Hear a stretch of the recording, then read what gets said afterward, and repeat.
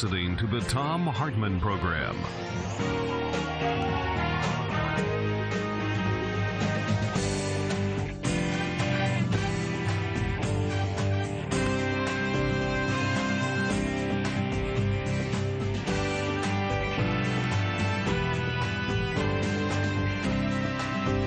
Welcome back. Thom Hartmann here with you. And on the line with us is EricHavian. He is an attorney for Common Cause, commoncause.org, of course, the website. Eric, welcome back to the program, or welcome to the program. Thank you, Tom. Great to have you with us. What's the latest with ALEC, the American Legislative Exchange Council, this right-wing front group for big corporations that's so heavily funded by the Koch brothers? Well, for years, ALEC's been getting away with claiming to be an educational charity, and in fact is simply nothing more than a lobbying organization, as you mentioned, for right-wing conservative causes. And Common Cause has called them out, reported them to the IRS, and asked the IRS to undertake an investigation and an examination, and to deny ALEC 501c3 nonprofit status, and also to go after the corporations who have been deducting their lobbying expenses when they make contributions to ALEC. They claim they're making charitable contributions, and the taxpayers are essentially footing the bill. This is taxpayer-subsidized lobbying, which is against the rules and violates the Internal Revenue Code. It's amazing. ALEC, of course, having brought us not only a whole raft of laws that make it easier for companies to pollute and whatnot, but also the Stand Your Ground, Shoot First law, and also the voter, you want to vote? But you're a student? No, you can't. That ID is no good. Oh, you want to vote, but you're 80 years old? No, sorry, you got to drive down to the driver's license bureau. You want to vote? You're disabled? You can't leave your home? Sorry, you can't vote. They're in charge of those laws too, right? That's right. That's a number of. They have a lot of social legislation, although they. In response to the pressure by Common Cause and their some of their corporate funders pulling the plug, they've now shut down supposedly their social agenda, and they're strictly focusing on putting more money into the pockets of their corporate donors. Right, after they've already gotten this in place in over 20 states. Just for our listeners who may not know, we're talking with EricHavian. He is an attorney with Common Cause, commoncause.org, if you want to check out their website and support the work that they're doing. While we often associate the Koch brothers with ALEC, the American Legislative Exchange Council, they didn't actually found it. It was started by a fellow by the name of Paul Weyrich. I'm guessing you're familiar with this, Eric. And Paul Weyrich was a strategist for Ronald Reagan. And I'd like to play, if I may have your permission to take 20 seconds out of this interview. Absolutely. Here is Paul Weyrich in 1980 speaking to a group of Republicans who were working on behalf of Ronald Reagan in a church, Republican Christian activists.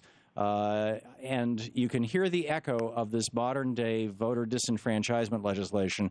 This is Paul Weyrich from 30 years ago. Now, many of our Christians have what I call the goo-goo syndrome, good government. They want everybody to vote. I don't want everybody to vote. Elections are not won by a majority of people. They never have been from the beginning of our country, and they are not now. As a matter of fact, our leverage in the elections, quite candidly, goes up as the voting populace goes down. That's the founder of ALEC. Yeah, well, that pretty much sums up their attitude toward a number of these issues that they pursue. And what I think is very troubling for Common Cause is it's not just their politics. It's that they are having taxpayers pay to have these kinds of laws lobbied. And so, if Exxon goes into some politician's office on Capitol Hill, and they say, hey, I'd like to sit down and write some great tax legislation with you, and let's get Exxon some tax breaks. Well, that's lobbying. Exxon can't deduct that from their taxes. But if they have exactly the same conversation on a beach someplace at an ALEC junket, now Exxon's going to write that off and say, well, I was actually, those expenses were charitable contributions. Well, and not only that, various states spend hundreds of thousands of dollars a year sending largely Republican legislators to these ALEC junkets where they sit on the beach and write legislation with the ExxonMobil lobbyists. That's absolutely right, and claim that they're doing charity work and educational work, and it's really just absurd for ALEC to take that position. Their lawyer says all they do is research and analysis, nonpartisan research and analysis. Well, you just look at their bylaws, and that's completely false. Their bylaws say that their goal is to develop a legislative action agenda. It's not research and analysis; it's action, and that's really what they've been doing. Now, we've been seeing, largely since the Reagan administration, but aggressively since the first George Bush administration, when he put his son in charge of reaching out to the evangelical Christian community, and they started organizing, and Jerry Falwell and all that whole crowd, came about in the late 80s and early 90s. And then it really went on steroids through the George W. Bush administration, the politicization of religion, basically of religious organizations, which are equally tax exempt. And the IRS has been pretty wary about pulling anybody's tax exempt status, even when they, right from the pulpit, they call for particular types of votes. What makes you think that the IRS might suddenly start enforcing the law after, it seems to me, and correct me if I'm wrong on this, I may be way off, but it seems to me like for decades, nonprofit organizations have been getting away with this kind of stuff. Well, there are certain organizations, sometimes they're religious organizations that essentially engage in a lot of political activity under the rubric of advancing their religious beliefs.